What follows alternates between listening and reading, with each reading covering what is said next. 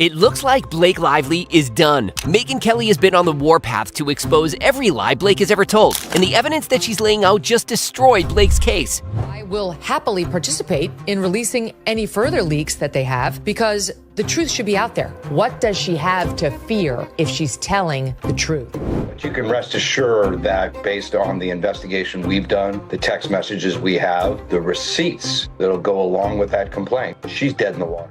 Megyn Kelly is using her own lawyer to bring crucial evidential receipts to the table that proves once and for all that Blake has been lying and twisting the truth right from the start. But Blake's reasons might be far more sinister and narcissistic than anyone could ever imagine. Blake Lively was no victim here. She was in control, she was in power, and she took over this film.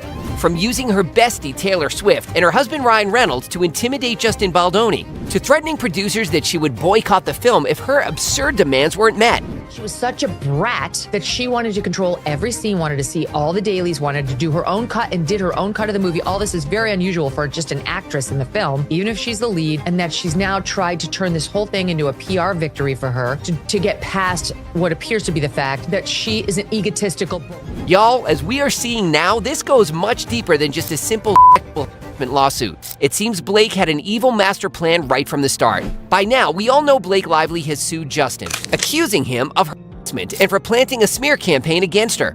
Since then, Justin has sued back, also claiming that Blake has launched a smear campaign against him. But this story goes a lot deeper than you realize. So before we can look at all the newly leaked evidence, we have to take a deep dive into where it all started. Because as I say, it seems Blake had an evil plan right from the start, as we are now learning. The whole thing started long, and I mean long before it all became a public feud. It goes all the way back to when Blake's reputation went up in a blaze of public condemnation. And no, it had absolutely nothing to do with Justin Baldoni, as she has claimed. It was all her own little miss me attitude that had turned her fans against her. Let me explain. During interviews to promote her and Justin's film, It Ends With Us, people quickly started to catch an iffy vibe from Blake. Curious fans were quick to dig up old interviews of Blake, and oh boy, people were disgusted with what they found. As often happens when these stars drop a movie, people start digging around for other interviews of them, etc. And it was just sort of a course of, wow, like, she seems like kind of a jerk. Wow, she's like kind of a bully. She's rather mean. So to rescue her public perception, she hopped on her defensive horse and she blamed Justin and his PR team for planting negative stories about her. And as part of her Please Love Me Again strategy, Blake did a New York Times piece to shift focus from herself onto Justin, to make him look like the real monster and her like a victim. Only problem is, there's now concrete proof that the New York Times manipulated text messages and left crucial details out of text messages to deliberately paint Justin in the worst light possible. They literally were removing text in between text and emojis to sort of make it sound worse. But hold up, doesn't this sound just all a bit too familiar? She has made herself into the new Amber Heard, and he is the new Johnny Depp. Remember how Amber Heard did the exact same thing to Johnny Depp in 2018 with the snub piece about him in the Sun newspaper, where she also painted him as a monster and herself as a victim? I mean, Amber even came out of hiding to show her support for Blake, but Blake made a huge mistake to take a page out of Amber's playbook. I mean, remember how dismally it all ended for Amber? Now he's going full Johnny Depp on her to show that she was the bully, she was the one hurting him, and this guy who had, comparatively very little power was forced now to come out and tell the truth about Blake Lively. Like Amber, Blake's biggest mistake was to think that her fans are stupid and that we are all idiots. Because even though she says Justin and his PR team are trying to make her look bad in interviews, well, I'm sorry, but we all have eyes and we can see. We can see how rude she is to interviewers. But he would, so he'd suddenly start filming my hands or my feet. But what was interesting is that to him in that moment, my hands were telling so much more of the story than my face. And I had to be so much more, it was sort of chicken or the egg. I don't know if I was more alive and awake as an actor because every part of me was up for grabs while he's filming. My mom will call 7 times in a row. She's that person. She's the one who thinks that like on time 6, you just like didn't see that she was calling. So she's just gonna keep calling. We can see how she makes it all about herself, like in this clip where she was asked about her husband, but instead it made it all about her hair care line. And then you turned around and you were just as supportive of Ryan. Yeah. What is it like to... And my hair care company, Blake Brown, my goodness gracious. It's been crazy. It's been a crazy week. And most of all, we can see how she is tone deaf to the theme of the movie and how little regard she seems to have for actual victims, as in this next clip. This movie is going to affect people and they're going to want to tell you about their lives. So if someone understands the themes of this movie, comes across you in public, and they want to really talk to you, what's the best way for them to be able to talk to you about this? How would you recommend they go about it? Like asking for like my address or my phone number or like my location share. Or I could just location share you and then we could No wonder her fans turned on her. And just like Johnny Depp's lawyers absolutely destroyed Amber Heard, Justin Baldoni's lawyer is gearing up to crush Blake Lively into oblivion, literally. Are you going to sue Blake Lively too? Into oblivion, Megyn. Wait till you see this lawsuit. Oh yeah, and fun fact, Megyn Kelly's lawyer is also representing Justin Baldoni. But as we've also mentioned at the start, all of this was not only a desperate attempt by Blake to save her own reputation, but right from the get-go, it may have been her evil master plan to steal Justin Baldoni's movie away from him. There are countless text messages between Justin and Blake, and between Justin and the producers and editors to prove this. She used these allegations of sexual harassment and she used these allegations of bullying to try and leverage her position so she could be the de facto director.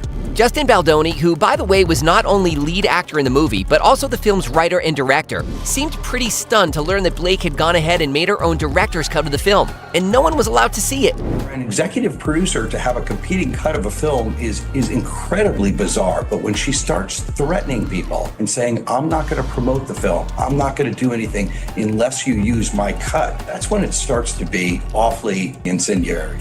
And that's not all. Justin was also gobsmacked to learn that Blake's husband, Ryan Reynolds, actually had a part in writing some of the scenes, which is completely inappropriate, and no one even discussed it with Justin. The iconic rooftop scene in this movie, my husband actually wrote it. Nobody knows that, but you now. And let's not forget that Justin was forced to the basement with his friends and family during the premiere of his own film. Could have been one of the most beautiful nights of my life career-wise. I literally was sent to the basement with all my friends and family for over an hour because I wasn't allowed to be seen. She didn't want me anywhere near her or the rest of the cast. Blake Lively was such a brat that her and Ryan Reynolds specifically requested during the premiere that they so did not want him to attend his own. This is just more proof that she wanted to steal the film and have the spotlight only on herself. But now the tables are slowly turning and things are looking real bleak for Blake because Justin's lawyer is ready to unpack a whole lot of evidence against her. Documents actually don't lie, people do. And it's important that everyone sees all of the documents that are involved in the case because there are people that have been destroyed as a result of the allegations that have been made so far in this case. So without further ado, here's just some of the lies we now know she's been telling. Blake accused Justin of invading her personal space and showing up uninvited when she was undressed or her infant baby. But newly leaked text messages really bring Blake's whole claim into question, because as we can clearly see from Blake's own personal communication with Justin, she actually invited him to her trailer while she was pumping milk for her baby. Here's the proof, clear as day as Blake's message reads. And clearly from Justin's reply, he wasn't in a hurry to rush over to her trailer while she may have been indecent, as he responded. But this shows us that Blake herself set the boundaries and what she was comfortable with. She's just an example of how she loves to play the victim. And then the one about, he burst in on me uninvited when I was breastfeeding my child. She says we should run lines together. He's like, anytime. And she's like, come on over. I'm breastfeeding the baby in the trailer, but come on over. Yep, Blake accused lead producer and best friend of Justin Baldoni, Jamie Heath, of showing highly inappropriate and pornographic material to her. Blake explained the incident away as some truly horrific episode of her being harassed, but her lawsuit omitted some pretty crucial context. For instance, the fact that the movie script included a birthing scene, and the video that was shown to her by the producer was of his own wife giving birth. Because when that, because so often we see births in movies and TV, and they just look so fake. It's like a 3-month-old baby that comes out of, and I just wanted it to feel very real. And as we've since also learned, the footage was rather artistic and done with taste to capture the beauty of giving life. Nothing pornographic or harassing about it. He showed her a still shot from his wife's delivery of their child, which I've also seen. You can't see any R-rated parts at all. It's actually a really lovely artistic photo. Another gnarly accusation that Blake slung at Justin was that he made inappropriate comments about her weight and body, and that he basically fat-shamed her. The incident escalated so far that Ryan Reynolds even summoned Justin to his penthouse where he reportedly swore at him and scolded him. And Blake didn't only drag her husband into the mess. She reportedly also used Taylor Swift to manipulate and berate Justin. In more leaked messages, she threatened Justin, saying that she is the great Khaleesi from Game of Thrones and that Ryan and Taylor are her dragons. Just listen to how cringe it actually sounds when Megyn Kelly puts it into perspective. She says we should run lines together. He's like, anytime. And she's like, come on over. I'm feeding the baby in the trailer, but come on over. Like, it's written there, black and white. She invited him in, and a lot of women are comfortable having someone around when they breastfeed, so it's not so weird, especially out in Hollywood, for him to assume, yeah, I guess she's fine with this because she did let him in. Ryan Reynolds comes off terribly. He had them over to their penthouse in New York, and Taylor Swift was believed to be there, according to this latest complaint. Not within the purview of an actress. And then after that, they have text messages in which Blake tells Justin, this is in the latest lawsuit, you know, I know you've never watched Game of Thrones, but when you get around to watching it, you'll realize I'm Khaleesi and these are my dragons. And I have the best dragons in the business, right? Ryan Reynolds and Taylor Swift. But y'all, maybe Blake never watched Game of Thrones to the end because if I remember correctly, things didn't end too well for her. Now did it? I'm sorry. Blake Lively comparing herself to Khaleesi has to be one of the wildest cases of self-fulfilling prophecy I've seen to date. Like, everyone's making fun of her for saying that, but what's more Khaleesi than being a once beloved public figure who stood to win it all and lost it in a fiery rage? Like, no, like, it is giving twin. She's absolutely accurate. And just like in Game of Thrones, in the end, those dragons did not mean shit. But okay, anyway, so yeah, Justin did go to his personal trainer and asked him, hey, how much does Blake weigh? Blake got wind of it and blew it out of proportion, once again. And as we've seen by now, there's a pattern of taking things out of context. Justin actually suffers from severe back issues, and there was a scripted scene in the film where he was supposed to lift Blake up. So it was absolutely crucial for Justin to know how much Blake weighs, to be sure that he doesn't hurt himself, or God forbid, hurt Blake. So there was no fat shaming or discussing Blake's body. He simply needed to know her weight to make sure that the scene could be done safely and correctly. But other leaked messages damned Blake's absurd accusation even more. Messages between Justin and Blake revealed just how supportive of her he was when she was worried about her body image after she had given birth. In one message, Justin reassured her, writing to her, another allegation making headlines is that there was apparently no intimacy coordinator present on set. And in case you don't know what an intimacy coordinator is, an intimacy coordinator's job is to be there to facilitate the filming of existing and agreed upon intimacy, okay? They're there to basically like broker and manage consent and safety. That's what they're there for. As per Blake's lawsuit, she claims there was no use of intimacy coordinators to observe intimate scenes, and that Mr. Baldoni improvised physical intimacy that had not been rehearsed, choreographed, or discussed with Miss Lively, with no intimacy coordinator involved. The only little issue here is that Blake's lawsuit kinda contradicts her own actual words, because here she's explaining in an interview that yes, they did hire an intimacy coordinator. Chemistry with Justin also was off the chart. And Blake, you always have a vision. So talk to me about how sometimes you were even the intimacy coordinator in some of those sexier scenes. Like we saw you. That shouldn't be happening, by the way. I just want to be clear that you should not be the intimacy coordinator. You should definitely hire intimacy coordinators, which we did have. Well, they could. So which is it? If you're still a little on the fence on this one, then how about these actual text messages between Blake and Justin? To which Blake responds, doesn't seem like Blake was all that worried about whether there was an intimacy coordinator on set or not. And in several interviews, even long before Blake sued Justin, he praised Blake for how she took control of their intimate scenes. So it's not like he was trying to cover his own behind either. Many instances where I honestly just tried to get out of the way and let her take the lead, and especially as when it came to intimacy and all of that, like she had a very clear vision, and she was telling me what she thought would work and what she thought would be sexy. Honestly, there were many instances on set where I just let the women figure it out, and I took a step back and kind of jumped in more as an actor in those scenes than even as a director.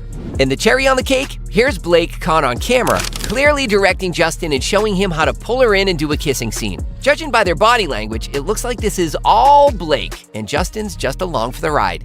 Also in her lawsuit, Blake made reference to one scene in particular. Let's break it down point by point, because almost every single point she made backfired on her spectacularly. 1. On another occasion, Mr. Baldoni and Miss Lively were filming a slow dance scene for a montage in which no sound was recorded. 2. Mr. Baldoni chose to let the camera roll and have them perform the scene, but did not act in character. Instead, he spoke to Miss Lively out of character as himself. 3. At one point, he leaned forward and slowly dragged his lips from her ear and down her neck as he said, "It smells so good." So Blake claimed there was no sound in the scene, right? That's great for her as it allows her to completely manipulate what's really happening in the scene. But sorry again, Blake. Justin's lawyer shared the actual footage from filming. And guess what? It has sound. And it once again proves that Blake was lying and twisting the truth. Now watch the original video for yourself and let us know in the comments. Does Justin come across as an absolute monster who's Blake every step of the way? Or is it looking more like Blake tried to play the victim, but it backfired? And by the way, Blake was also acting out of character, not just Justin. For goodness sake, they were talking about their spouses at one point. Hardly anything uncomfortable or harassing. And pay special attention to the part where Justin says, "It smells good," because it's way more innocent than Blake made it out to be. Here's just a few seconds of the 10-minute clip. I'm not getting dirt on you today. I'm probably getting crazy on you. It smells good. Well, it's not bad. It's my body. And here's another kicker. Blake's lawsuit said that, and I quote, "Nothing needed to be said because, again, there was no sound." But oops, Blake. Isn't this Blake herself telling Justin that they should talk in the scene?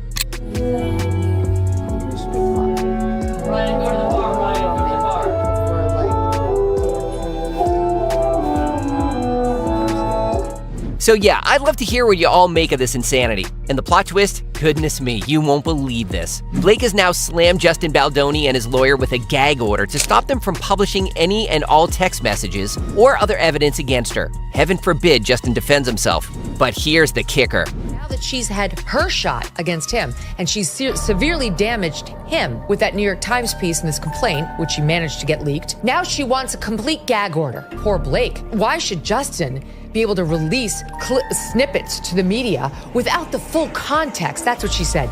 That's what she did. So what do you guys make of all this? I suppose the question is a simple one. Has Blake been lying all along and been playing the victim? And now her supposed evidence is blowing up in her face? All thanks to Justin Baldoni and Megyn Kelly's lawyer? Or is there really some truth to her claims and she is really a victim in all of this after all? Drop your thoughts in the comments below. And as always, hit that subscribe and notification buttons. And make sure to check out more of our videos as we cover the hottest celebrity news.